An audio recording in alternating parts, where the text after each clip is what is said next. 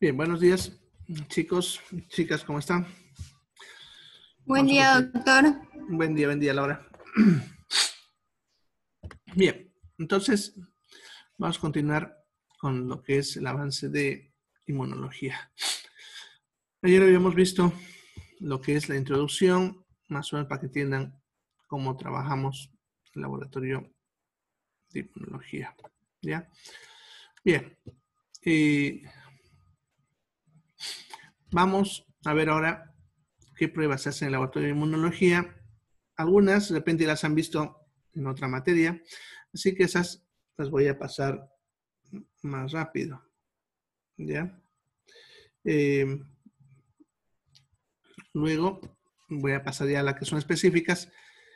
Y bueno, una parte hoy y otra vamos a verla mañana.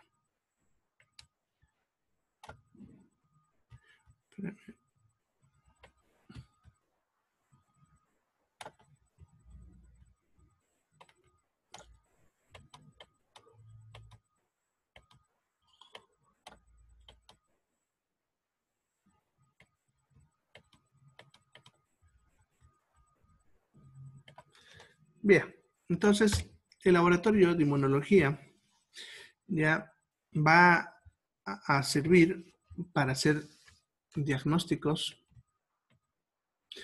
de algunas enfermedades que se pueden detectar por medios inmunológicos, o se busca de repente encontrar algún anticuerpo o algún antígeno que se expresa en nuestro cuerpo. ¿Ya? Sirven para hacer diagnóstico diferencial.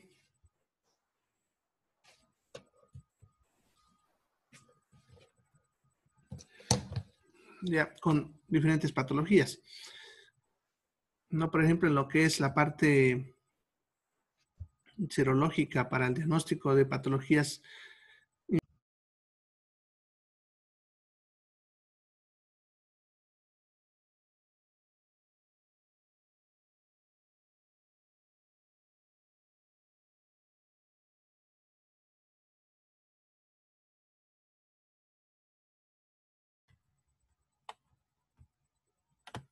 bien, ya hemos vuelto.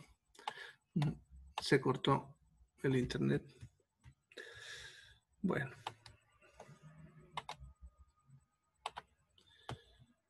No sé qué pasa, pero a esto ahorita siempre se me quiere cortar. Ya hemos reclamado y todo supuestamente está bien, pero bueno, a ver, sigamos entonces.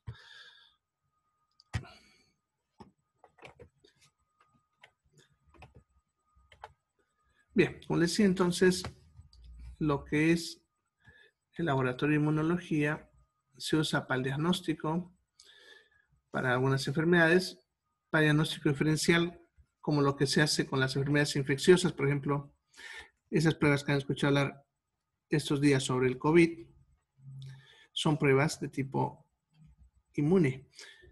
Todas las pruebitas que van a ver, que también les llaman test rápidos, ¿no? Las pruebas para cualquier proceso infeccioso, VIH, Chagas, etcétera, son inmunológicas. Lo que es la prueba de embarazo, por ejemplo, esa que si alguna vez han comprado o han visto que se compra en la farmacia, que se hace en la orina, o la misma que se hace en sangre, son también de tipo inmunológico. Ya, entonces son pruebas ya que se usan para el diagnóstico diferencial. También nos sirven para evaluar la extensión de la enfermedad, o sea, la intensidad que pueda tener la enfermedad, ¿no? En base a ciertos valores, ya se puede cuantificar la cantidad o la presencia de anticuerpos o células, y en base a eso podemos saber cuán grave está la enfermedad. Por lo tanto, nos puede permitir dar un pronóstico, que significa el determinar cómo va a ir, si tiene buena probabilidad de sobrevivir, fallecer o secuelas, etc. Y bueno, va a ser seguimientos, ¿no? Para ir evaluando si va mejorando, empeora, etc. Bien, entonces vamos a usar bastante el laboratorio de inmunología. Incluso es el más amplio. A ver. Espérenme un momentito, a ver si no, no me van a...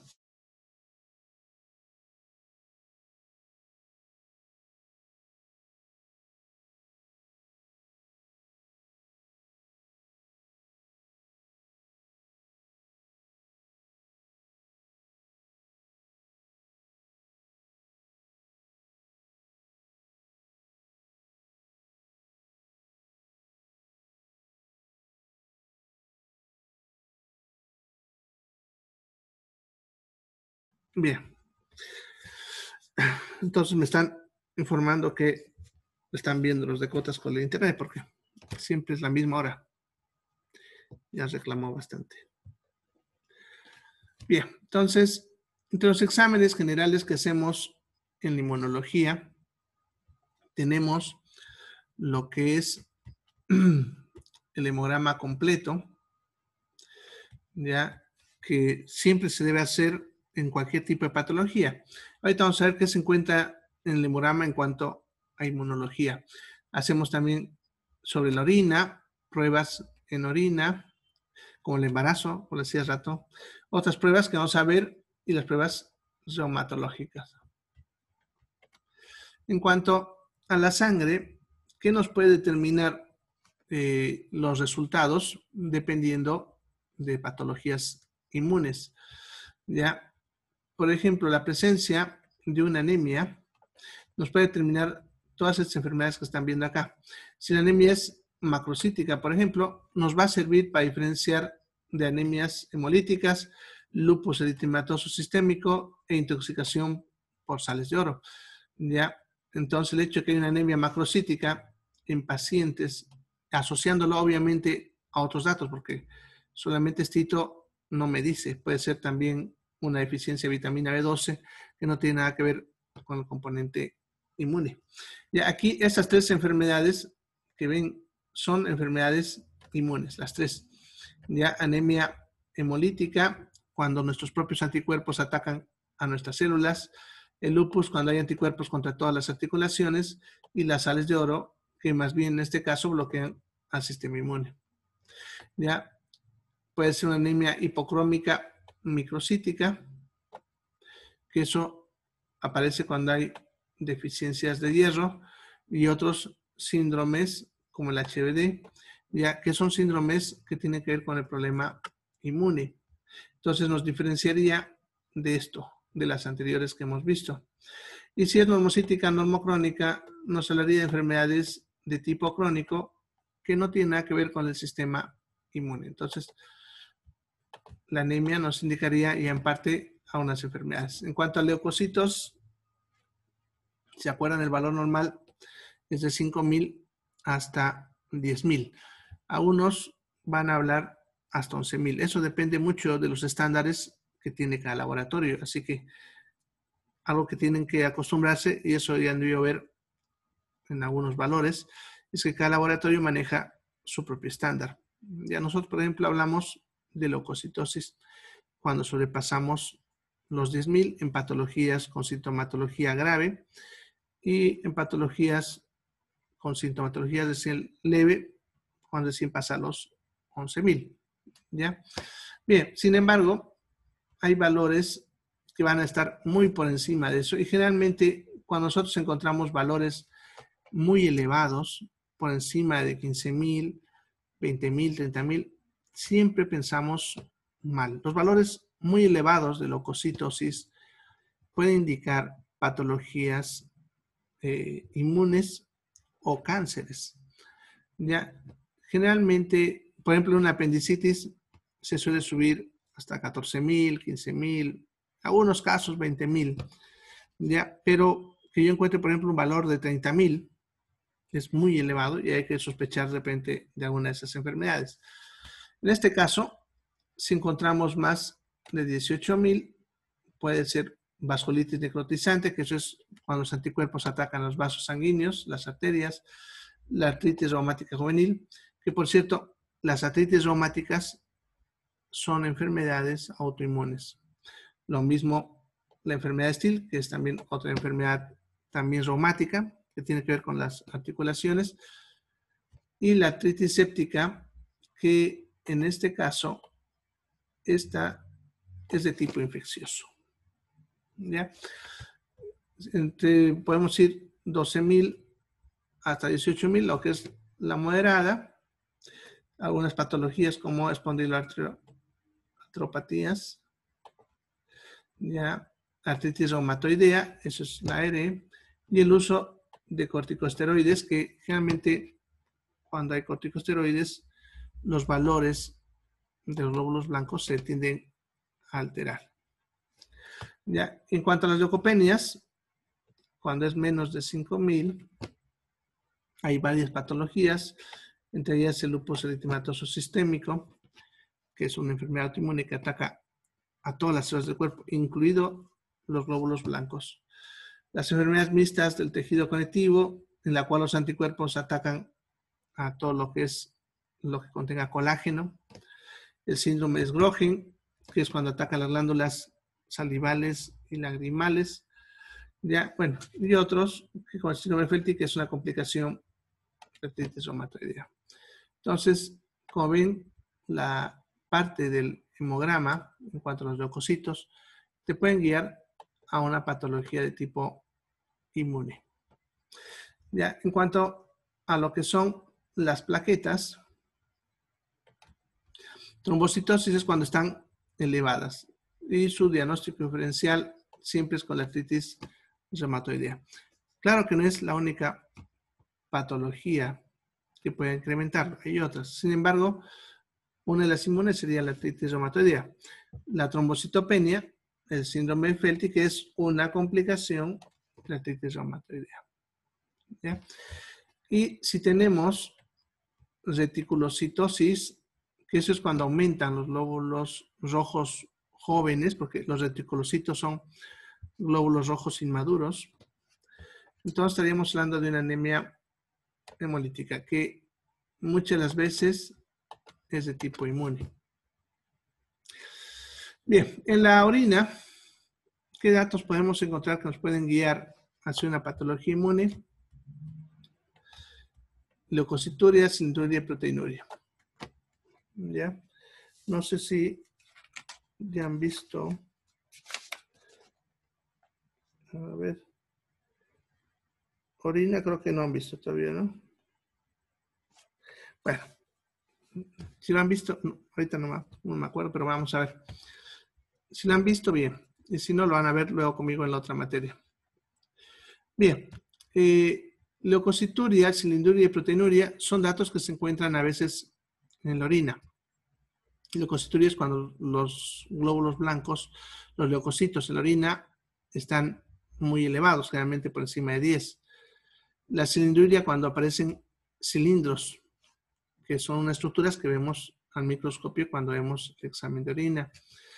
Y proteinuria cuando aparecen proteínas en orina, que por cierto nunca deben aparecer. ¿Ya? O sea, siempre debe darme negativo para proteínas. Estas de acá nos van a guiar hacia el lupus eritematoso sistémico, a las vasculitis o daño inmunológico debido a sales de oro o penicilamida, que son drogas que se usan a veces para ciertos tratamientos de enfermedades. Ya en la misma orina vemos el pH, que normalmente es un pH ácido de 3.5 a 5. Si se eleva, me puede estar indicando acidosis tubular en lo que es el síndrome de Sjögren, que es el que mencionaban cuando ataca las glándulas salivales, lagrimales, pero también ataca los cartílagos. Ya, bien. En pacientes que tienen alteraciones inmunes, siempre hay que procurar investigar la función renal. Muchas enfermedades inmunes alteran la función renal, ¿ya? Y si un paciente tiene una alteración inmune, siempre tenemos que hacerle su creatinina como básico, depuración de creatinina, que esto es un cálculo que se hace en base a la creatinina en sangre y a la creatinina en orina. Ya hay que determinar albúmina en orina en 24 horas, para eso hacemos la proteinuria de 24 horas y ahí nos reporta la albúmina en orina 24 horas. Generalmente en las enfermedades inmunes estos datos están elevados. Bien, también hacemos estudios de imágenes como ecografías y otros y biopsias renales cuando vemos complicación renal, ¿ya?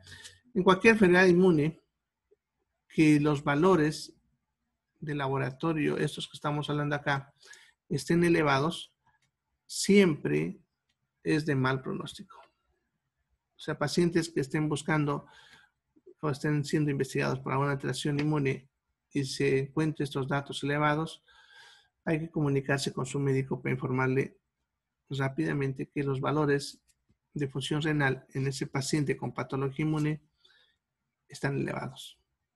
Ya, si ustedes se comunican, él va a actuar rápidamente con su paciente.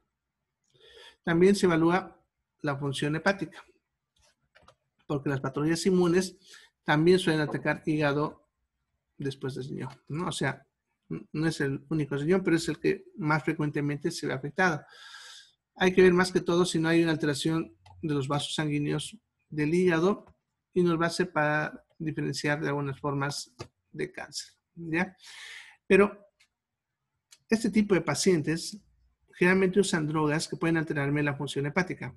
Por ejemplo, los pacientes con artritis reumatoidea severa les suelen dar justamente metotrexate, que es un quimioterápico que siempre me altera la función hepática. Entonces hay que tener en cuenta ese dato cuando se evalúa en un paciente con patología inmune y valoramos la función hepática. Hay que preguntar qué medicamento está tomando, porque si la función hepática está alterada, puede deberse a la droga.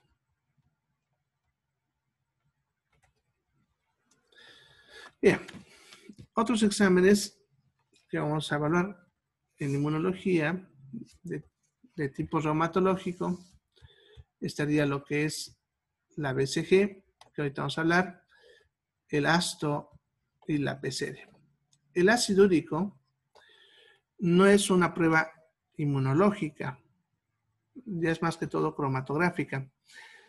Sin embargo, cuando el ácido úrico se empieza a elevar, nos puede estar indicando muerte de células de nuestro cuerpo de forma masiva. Por lo tanto, enfermedades inmunes siempre tienden a elevarse. Entonces, siempre se va a pedir para hacer un control de seguimiento o ver la gravedad de la enfermedad. Bien, primero veremos lo que es el VES, la velocidad de sedimentación glomerular. Esta prueba actualmente viene en el hemograma completo. Sin embargo, podemos pedirla aparte. Ya, es una prueba en la cual se coloca la sangre en un tubito, ya en una pipeta, y se lo deja un tiempo determinado para ver, y se lo deja un tiempo determinado para ver cuánto tiempo se sedimenta los glóbulos rojos, ¿no? Entonces se mide a la hora y a las 2 horas y se ve cuántos centímetros ha ido bajando los glóbulos rojos conforme se van sedimentando. Esta prueba es una prueba antigua y es una prueba que nos guía bastante. Sin embargo, hay otras pruebas más específicas. Esta no es tanto, o sea, no te dice qué enfermedad tiene, pero nos guía hacia patologías, ¿ya? Ya que cuando sus valores son muy elevados, te suele guiar hacia patologías severas, como patologías inmunes o cánceres incluso. Entonces, este se suele alterar principalmente procesos inflamatorios, infecciosos y neoplásicos. ¿Ya? Y pruebas muy elevadas siempre nos tienen que hacer pensar que hay algo grave en el paciente. ¿Ya? Sin embargo, en cuanto a lo que es el seguimiento de un paciente, nos sirven bastante, ya que podemos ver que el paciente está mejorando o empeorando dependiendo si a la vez va aumentando o va reduciendo o está mantenida. ¿Ya? Entonces, aumenta cuando empeora y obviamente cuando mejora va reduciendo.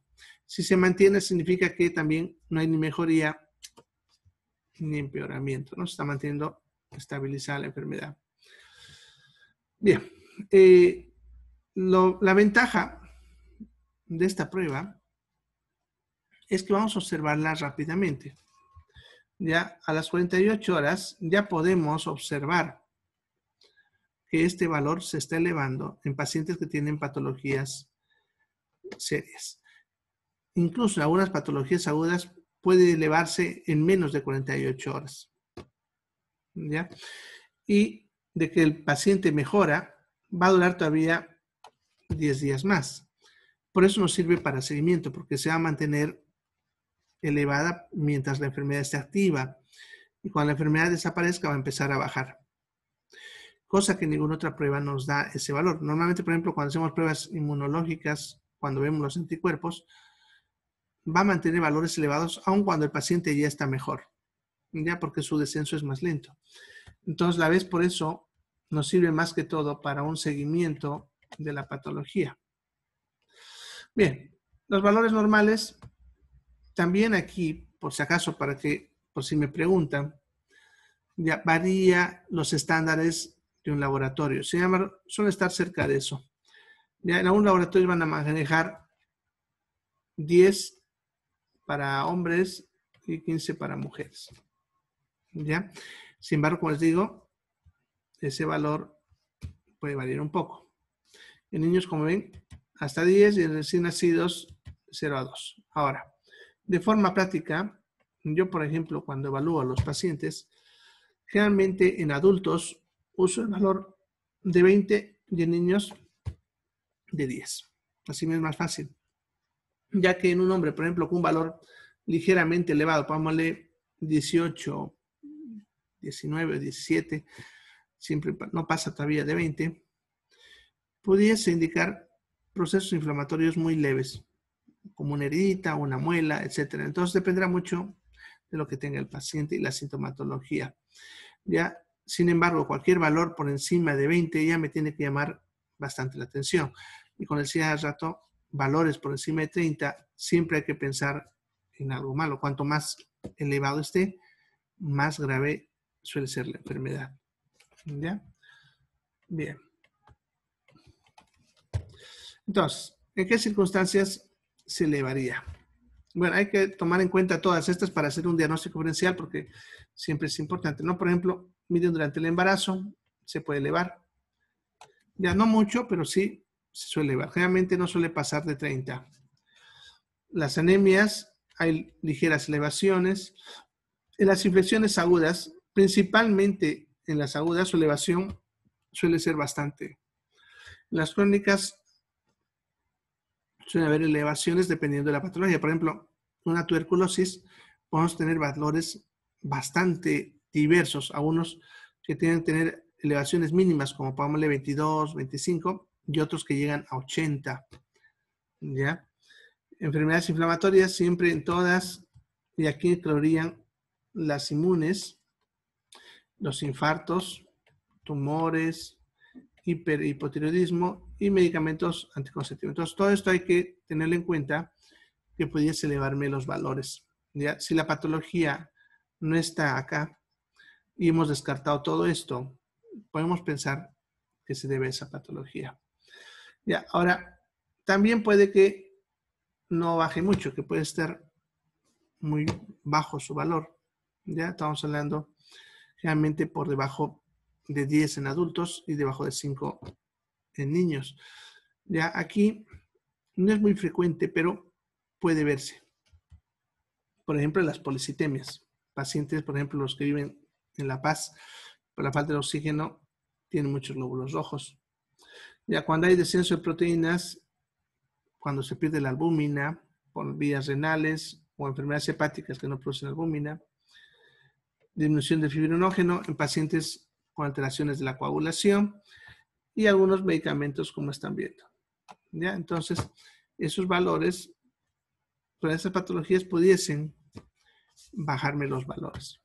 ¿Ya? Sin embargo, es más raro. Lo que más van a ver es elevaciones.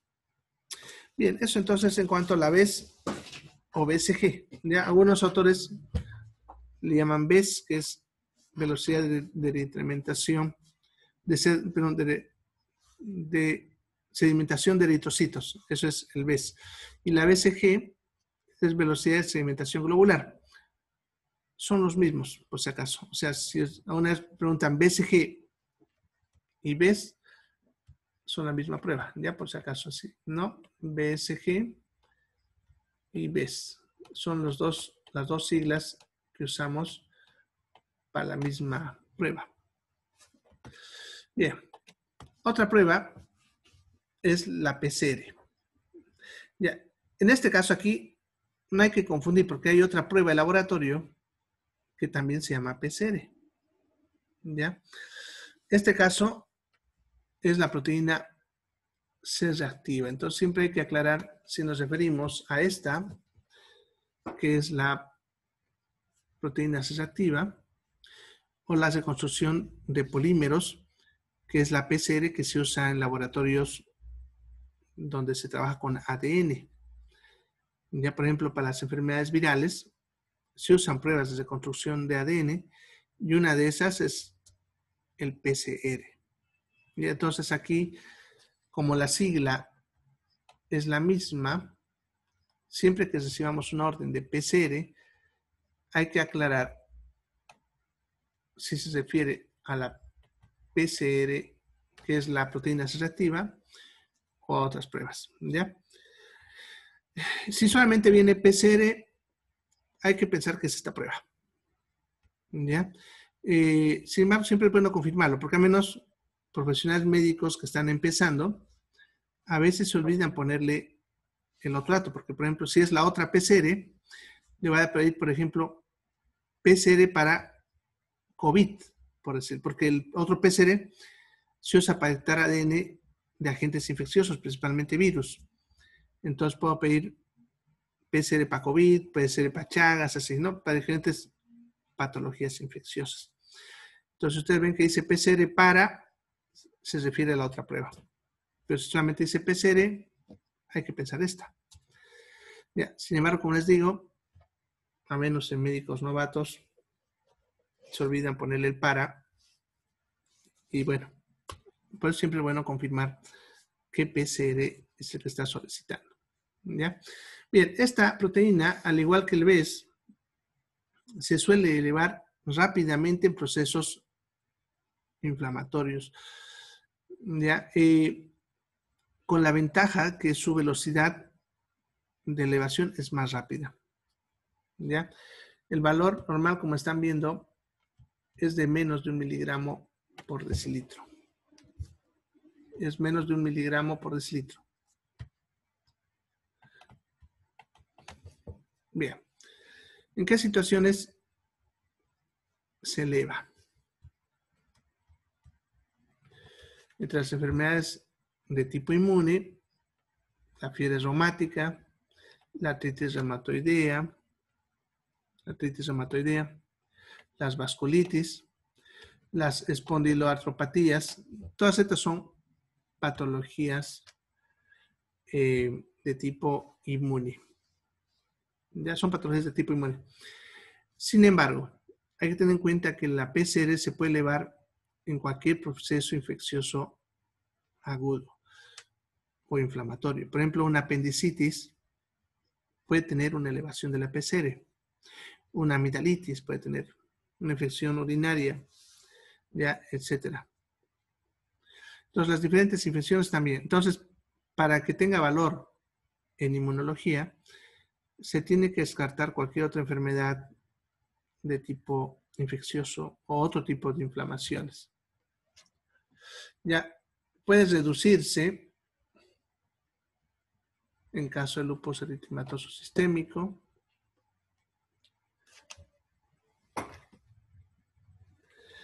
Bueno, está otra vez entrecortado. Bien, enfermedades como dermatopolimiositis, que es una enfermedad autoinmune que ataca a la piel y a lo que es los músculos. Escleroderma también ataca la piel, haciendo que la piel se vuelva dura. Y las enfermedades mixtas de tejido conectivo, ya, todas esas son de tipo inmune y van a estar alterando el PCR, ¿ya? Ahora, una de las enfermedades que más nos va a alterar el PCR es el lupus eritematoso sistémico, ¿ya? Y siempre hay que sospechar de él. Obviamente hay que confirmarlo luego con otras pruebas que vamos a ver después, que también están dentro de inmune, ¿ya? Sin embargo, valores muy elevados de PCR siempre hay que sospechar de lupus eritematoso sistémico. Y ahí el dato más importante es la fiebre. Si un paciente viene con fiebre y está a la vez elevada, entonces hay que pensar que es una infección. Sin embargo, si el paciente tiene la PCR elevada sin fiebre, hay que sospechar que es el lupus. Hay que sospechar. Pero eso cuando se está empezando a hacer el diagnóstico del paciente. Sin embargo, cuando el paciente ya se conoce que tiene lupus, también hay que entender que ellos también pueden tener fiebres. Entonces, la elevación de la PCR en pacientes con lupus también se puede deber al hecho de que están con una infección encima, ¿ya? Entonces, por eso les dice acá abajo que en caso de que el paciente tuviese un proceso infeccioso, eso me invalidaría el hecho de que les esté elevado. Bien, la otra prueba sería el ácido y el ácido úrico. Ya, estas dos pruebas se usaban bastante antes para el diagnóstico de enfermedades reumáticas. Actualmente hay otras que vamos a ver más adelante que nos sirven bastante. Sin embargo, todavía las seguimos usando. ¿Ya? ¿Por qué? Pues son baratas, son rápidas, todos los laboratorios lo tienen, y todavía me sirve, por lo menos, para empezar un diagnóstico, y de ahí yo lo voy confirmando en base a los datos clínicos y los resultados. El ácido se va a usar más que todo para el diagnóstico de la fiebre reumática, ¿ya? Hay que tener en cuenta que la fiebre reumática es una enfermedad de tipo inmune, ¿ya? Y lo que vamos a buscar son los anticuerpos anti-streptolicina. Ya son unos cuerpos específicos, ¿ya? Que atacan al estreptococo, que es el que inicia la enfermedad de fiebre reumática, pero también atacan al ser humano. Por lo tanto, cuantificar este tipo de anticuerpo me indica que pudiese ser una patología de tipo reumática. Sin embargo, no es muy específica, ya que una ácido sola no te indica fiebre reumática. Se tiene que hacer un diagnóstico en base a los criterios de Jones, en el cual nosotros asociamos el valor elevado del ácido a que el paciente se queje de tener poliartralgias, dolores de muchas articulaciones de tipo migratorio, carditis, escoria. Bueno, los que se acuerdan que cuando vimos microbiología les mencionaba en el caso del estreptococo, ¿ya? Entonces, esto se conoce como criterios mayores. La presencia de dos de estos más un ácido positivo te indicaría fiebre reumática, ¿ya? O, bueno, la presencia de dos de este más uno o dos de estos de acá abajo, que se les conoce como criterios menores, pudiese hacerme pensar en fiebre reumática, principalmente, como decía hace rato, si la ácido está elevada, ¿ya? Pero también, como ven, el paciente puede tener una PCR elevada, ¿ya? Se puede presentar en cualquier edad, pero es más frecuente en menos de 20 años. Por lo tanto, un paciente con estos datos clínicos más una ácido elevada es una fiebre reumática. Bien, luego tendríamos los métodos que buscan identificar autoinmunidad, ¿ya? Aquí le haremos, por ejemplo, el IFI, que les di, creo, de tarea eso, ¿ya? A ver. No me acuerdo. Les di de tarea.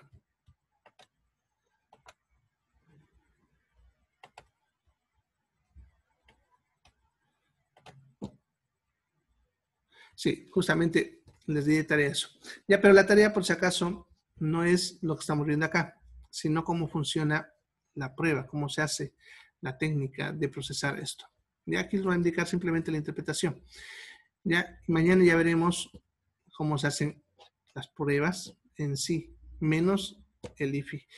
Ya, esta prueba es muy específica, pero muy pocos laboratorios lo hacen, ya que para hacer esta prueba necesito un microscopio especial, que sea microscopio de campo oscuro, que es un microscopio que tiene todo oscuro, en realidad por eso se llama campo oscuro, ya, y se usa ya en este caso anticuerpos contra el cuerpo humano, ¿ya?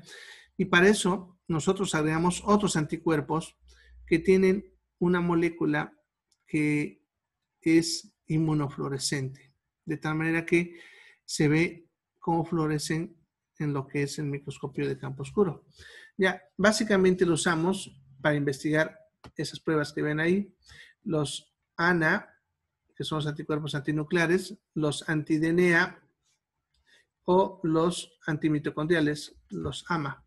¿Ya? Entonces, la presencia de estos nos indicarían anticuerpos contra nuestro propio organismo. ¿Ya? Bien, mañana les muestro cómo se ve, porque aquí le he puesto justamente cómo se ve al microscopio, las imágenes, para que ustedes lo conozcan. Mañana terminamos de hablar las técnicas, su interpretación, y empezamos a hablar de cómo se realizan o cómo son las técnicas en sí. ¿Ya? Bien, nos vemos mañana entonces, chicos. Se cuidan. Chao, chao.